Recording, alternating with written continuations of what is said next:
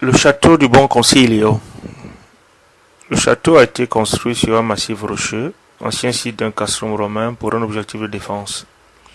La colonne ainsi fortifiée fut appelée dès le XIIIe siècle château Malconcey, donc il fut abandonné à partir de 1300 pour un autre positif, à savoir château Bon Consigli, en français château du Bon Conseil.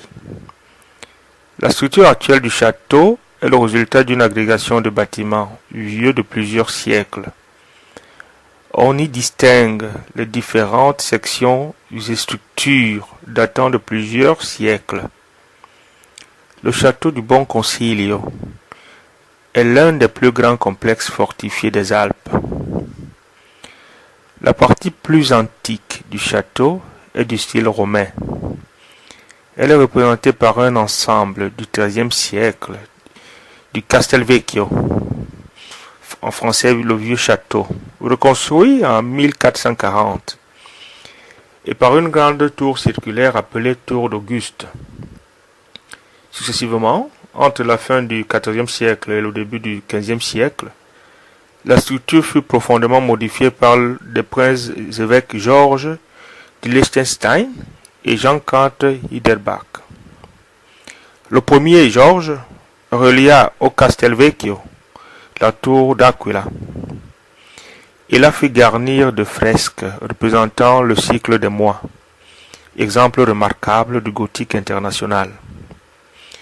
Jean IV, pour sa part, fit construire les grands remparts et l'arcade au style gothique vénitien.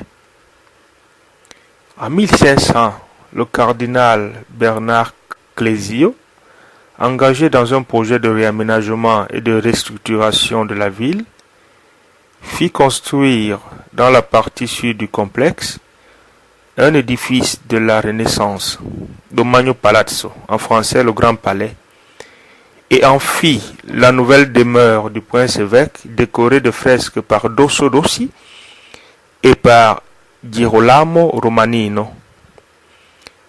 Pendant la période baroque, Monseigneur François-Albert Poya construisit la Giunta Albertiana, structure qui permit la communication directe entre la section médiévale du château et le Grand Palais.